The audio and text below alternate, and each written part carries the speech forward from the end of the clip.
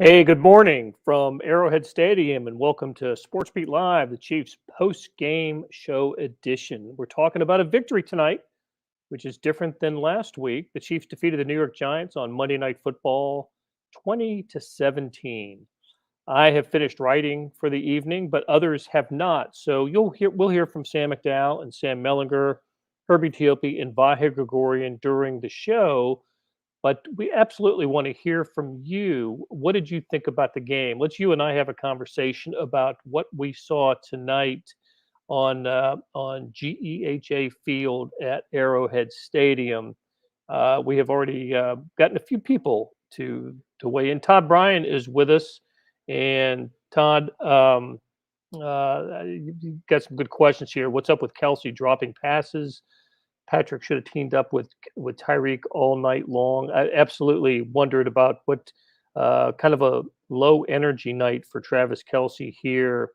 There were they got one target early, right on the first series, the one reception for 3 yards, and after that was not targeted the rest of the first half, and of course had the terrible fumble, one of the two turnovers for the Chiefs that came late early in the fourth quarter, set up the Giants touchdown that allowed them to go ahead 17-14. So just a tough night for Kelsey. After the game, talking to Patrick Mahomes it was revealing. Said that he'd been looking for Kelsey, but covered as he has been for much of the year, single covered, and then with help over the top makes it difficult for Patrick Mahomes to find Travis Kelsey.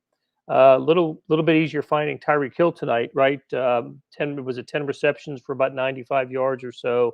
So productive night um, for Tyreek Hill. Also had the touchdown reception. Roy asks about Daniel Sorensen. Why is he still getting snaps, particularly covering deep? I don't get it.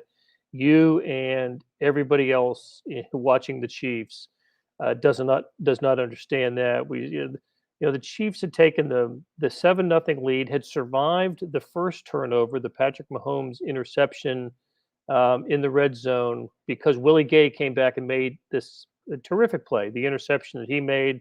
So that set up the Chiefs for the short field touchdown. They take the 7-zip lead, and I thought the Chiefs were about to get the Giants off the field, but the 50-yard completion over Daniel Sorensen playing deep kept the Giants drive alive, possession alive. They went down and scored the tying touchdown, and of course Sorensen was also beat on the short touchdown pass by Daniel Jones later in the game. So we were kind of all shaking our heads about why Sorensen is on the field. He's absolutely getting fewer snaps than he was earlier the year when he was starting, but it's as if when 49 comes on the field for the Chiefs, the opponent looks for him, and more often than not, they're succeeding when targeting Daniel Sorensen.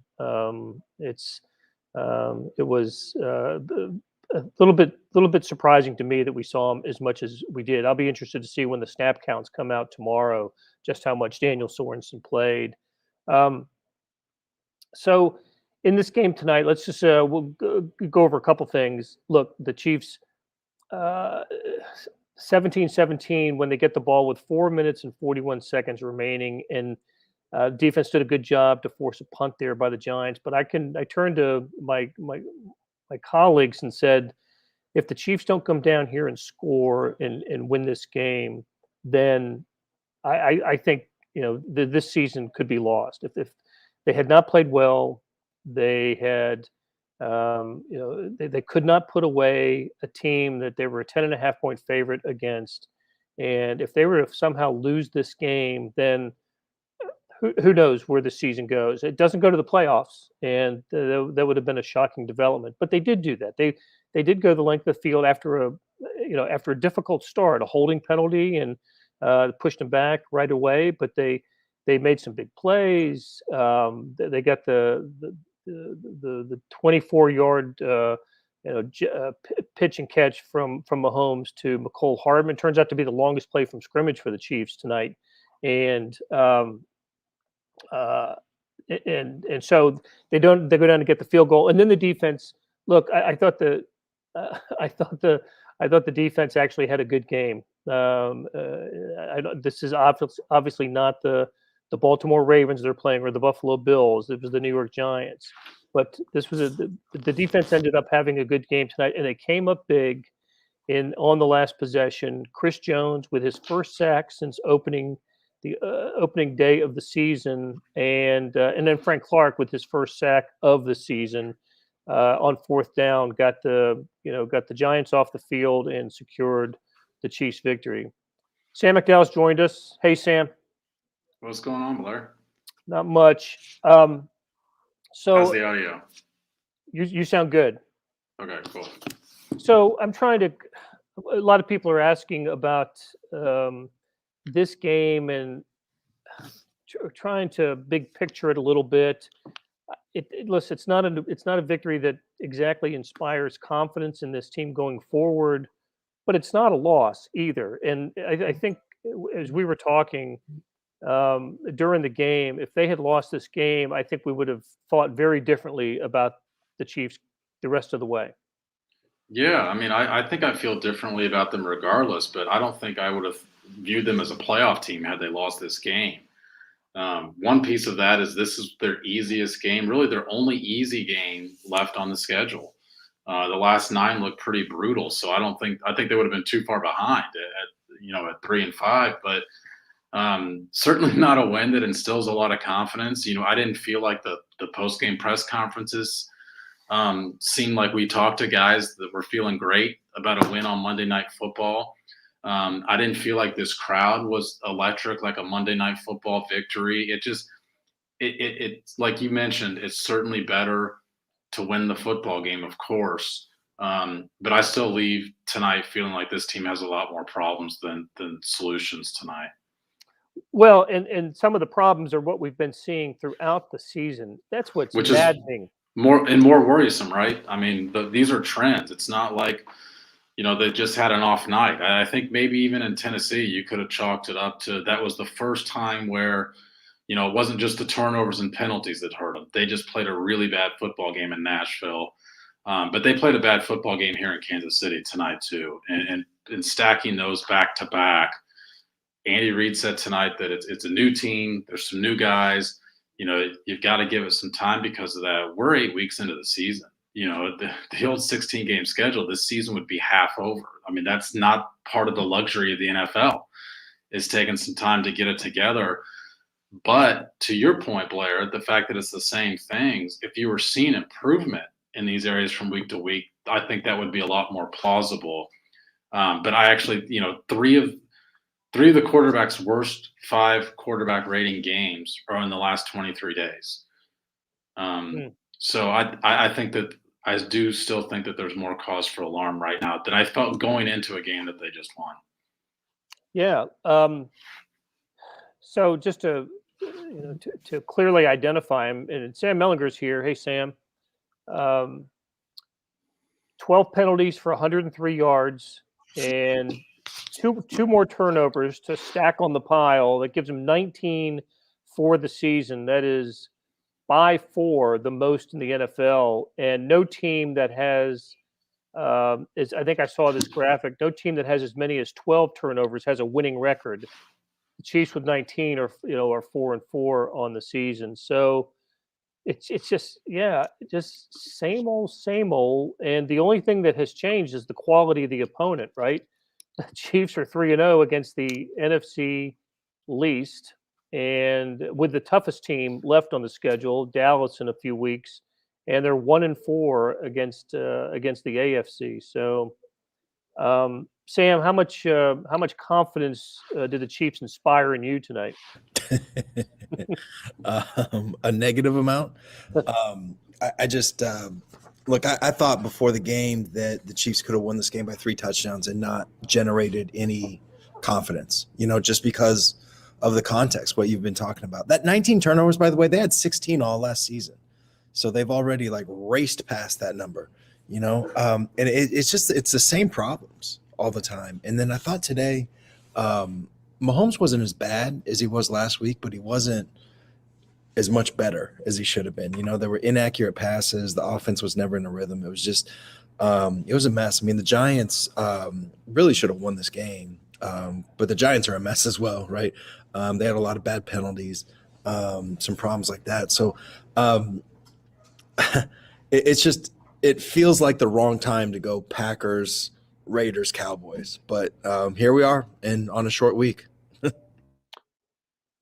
Maybe the level of competition will raise the level of their play. Who knows? It hasn't so far, right?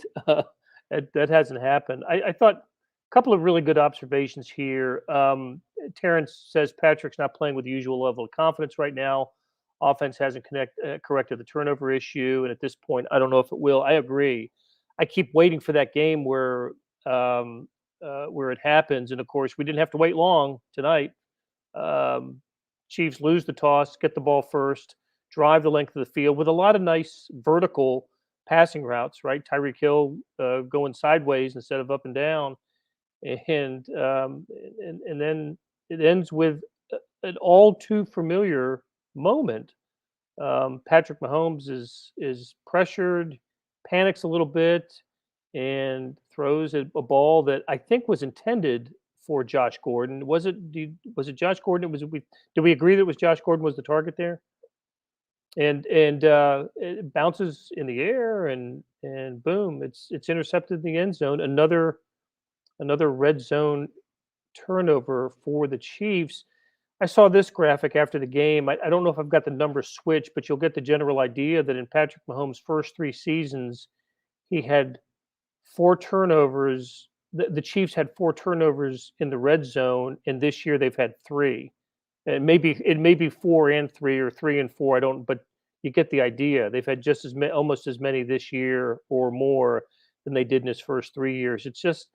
I just kind of wait for something bad to happen to the Chiefs when they get into the red zone. Who's going to fumble? What's going to happen? Blair, you were saying out loud in the press box actually here that here comes a turnover on that opening drive, and that's just sort of indicative of where this team is right now, right? I mean, I actually agree with the comment that I don't think Patrick Mahomes is playing with the confidence that we've seen him play with. But I also think he's got reason not to play with the confidence that he's played with in the past. I mean, things aren't going well. Teams are taking away. What's so interesting about this season for the Chiefs is the other 31 teams in the NFL prepare for a new defense every single week. The Chiefs are preparing for the exact same defense every single week. A team is willing to wipe out its defensive scheme just to play that way against the Chiefs. And it's the 2 deep safeties that we talk about all the time, but lately it's been just so much extra attention to Travis Kelce, which is good. His go-to option, especially on third down, a safety net that he's been for him, and it's taken away Tyreek Hill over the top. And there's not enough other guys getting open. That's obviously part of the problem. But I did think Mahomes missed some throws and some guys open tonight. Byron Pringle was wide open down the sideline. I don't know if the TV cameras caught that. Obviously the Josh Gordon throw. I actually thought Josh Gordon was open for a bit on that touchdown pass. And then he missed Tyreek Hill deep. And he only gets one of those a game now. He doesn't get 4 or 5 chances those a game. So it's certainly magnified when he misses one. But just to kind of put a bow on that, I think that the comment about him not playing with I'd say, same sort of swagger that what we've seen him play with recently is spot on. Well, let's say hello to Herbie, and I want to come back to that point, Sam, because you said something interesting that I think is worth diving into a little bit. So, Herbie, how you sounded, baby? Well, hopefully there's no static, right? Much better than you've sounded in weeks. So that's great to see. Great to see. Well, let's start with, hey, what did Chiefs come out of this okay health wise? Oh yeah, absolutely. The only one of note would have been Marcus Kemp, but he did come out, as Coach Andy Reid said, he quickly cleared the concussion protocol, so they didn't have any injuries. That's a good thing. Yeah, and I hate to mention his name in this context, but kind of a bad game for Marcus Kemp, right? He got the penalty on the one punt coverage, and he failed to pick up a fumble on another one. So here's a guy that they really depend on to make big time special teams plays, and it just didn't happen for him. So, but hey, to go back to a point that you were making, Sam McDowell, I thought it was really interesting about, if the Chiefs are playing against the same defense every week, shouldn't we see more progress from their offense knowing what's going to be there. I turned to Herbie early in the game, and I'm saying at least when the ball is snapped, it seems like it's 11 on 9 because two safeties are 20 yards from the line of scrimmage.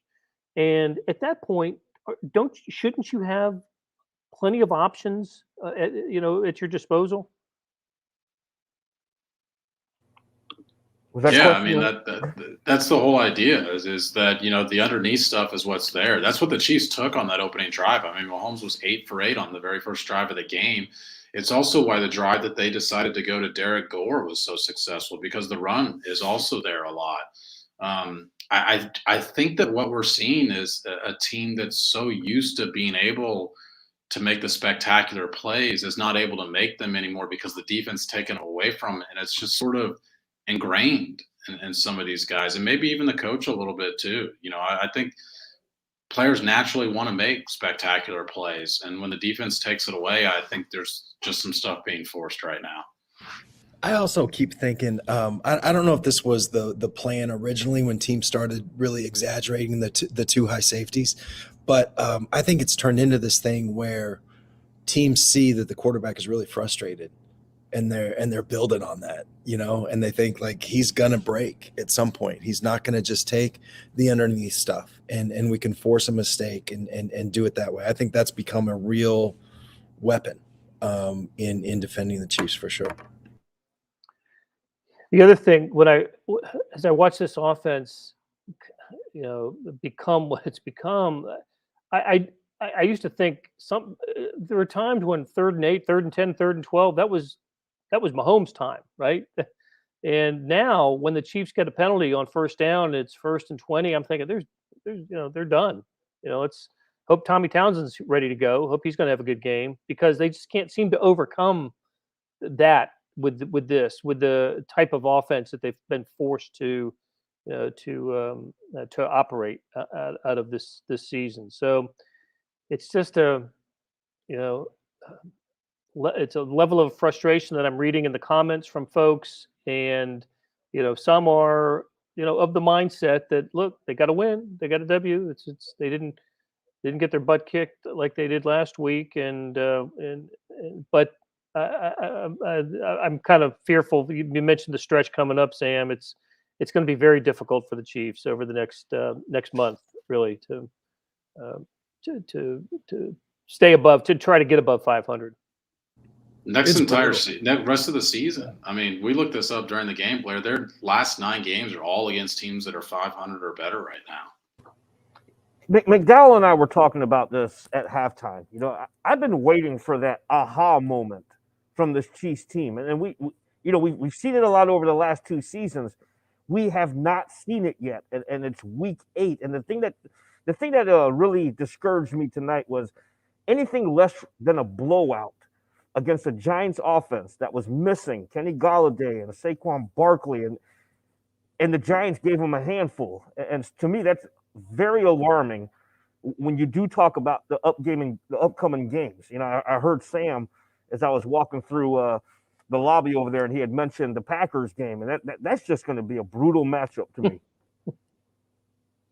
And who'd have thought? I mean, who would have thought in the preseason that we would think about the Packers game or any game on the schedule as a brutal matchup? John asks what do we think the line is for Sunday? The preliminary line is out, and the Chiefs, believe it or not, are a 3-point favorite over the Green Bay Packers, who are 7-1, will have played the previous Thursday versus Monday for the Chiefs, and just went to Arizona and beat the last undefeated team in the NFL. So the Packers are rolling with a 7-1 record coming in here. So Mel, I usually do ask you after a game what you wrote about. What was the tone and tenor of the column?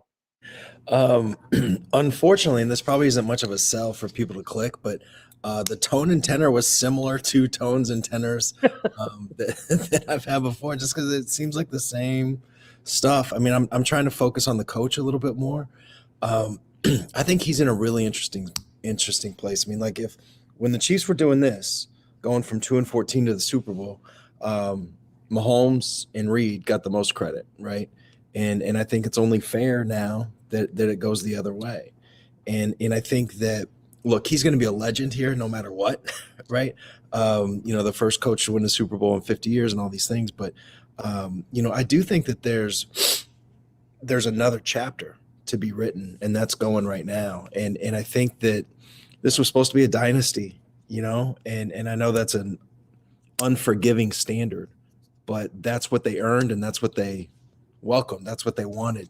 And gosh, if this if this goes the way that it looks like, it's going to be, this next chapter is not going to be what anybody expected. Well, and to be done in possibly by a defensive adjustment, right? And not have the ability to adjust back to that, or at least it's taking a long time to adjust back to that, isn't it? Again, the you know what you're going to get every week, and it's like Herbie pointed it out. As soon as the Giants defense took the field, they played two center fielders, and they're 20 yards, 25 yards off the ball, and anyway. One thing that I think is true, if you talk about the too high, for the first 5 years or 6 years, whatever the Alex Smith years, the Chiefs turned themselves into a contender with an offense that pretty much only did the intermediate stuff, without having two safeties deep. And so it's kind of baffling that now they can't do it. That just it doesn't make any sense. They have coaches and players who have proven they can do it. Why can't they do it? It makes no sense. Yeah, to me, and Sam, weigh in here in a second, but let me just say, you supposedly have an offensive mastermind as a head coach. One of the greatest offensive minds in the history of the game, and something's not taking for this team. And I've noticed with a couple of the comments, the way Andy sounded and looked in the post game, he does seem a little beaten down by the play of his team here. I don't know if you guys agree, but I get it in just his voice, and he seemed a little bit relieved, and he didn't have to explain a loss, but also still disturbed by the mistakes that he's seeing on the field. Yeah, Andy's quotes were, he said things aren't as smooth right now as maybe it was then. He did say, but we'll get there. And he also acknowledged later, he said, everything's not beautiful right now, but we're fighting through that. Those I thought were his two most candid comments, because they're his two most accurate comments. This team has to fight and claw to move the chains. And it's so jarring to see, just because of how different it was and how it just seems like a switch flipped about 4 weeks into the season. And I think that they're in a situation where bad luck has turned into bad habits. The turnovers were a lot of product of bad luck. And I think that for a while the quarterback got reluctant. Then the quarterback tried to do too much in Tennessee. I will say the one thing I thought he did better tonight is he stayed in the pocket more tonight. He wasn't scrambling all over the place. The first touchdown to Tyreek Hill was actually a product of him stepping up in the pocket instead of scrambling left to right, and that's why that touchdown's able to happen. So I guess, if you're looking for something positive, I think that's probably it. But it seems like a team that's just lost its way. Still time to get it back. I mean, they're 4-4, but the schedule's brutal. It's got to happen quickly. We know, like Sam said, it's the same coach, it's the same quarterback, it's the same core of the team, which is why we keep comparing them to what they've done the past 3 years. It's just largely the same locker room. Larry asks if we think this team is tough enough to change and run the ball. They did have some success on the ground today, and from an unexpected source in Derek Gore. All of a sudden, in his third NFL game, he gets his first NFL carry and his first NFL touchdown. So a nice moment for Derek Gore, who finished college in 2018, but did not make an NFL debut until the game at Washington a couple weeks ago. And of course, he's playing because of the injury to Clyde Edwards-Helaire. So Frederick asks if we think the health issue could be affecting Andy Reid.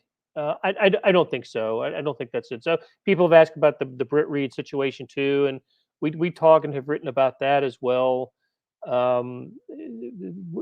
without hearing it straight from Andy, it's just not. We don't. How should I say? We have asked Andy about that and other just other possibilities for why this why this team is struggling like it is, and he dismisses those as possibilities for that. So it's not a great answer, but that's what we've got from the Chiefs. One thing, like, I get it; those dots are there to be connected, right? And I get why people are doing that. But I don't think it's that simple at all, ever. But specifically in this situation, when that what we were just talking about, this man turned around the 2012 Chiefs and turned them into what they've become, and he did that out of one of the lowest moments of his personal and professional life. So he does not have a track record of getting off focus, and it's not natural, that he has this track record, but he's got it. So I just, all that stuff was not why Daniel Sorensen got beat. It's just I think there's a lot more to it. And I think we're all guilty of this, right? We look for simple solutions, but I don't think that's one of them. Okay. All right. So, hey, look, we've kept everybody up late tonight, and really appreciate the you guys tuning in.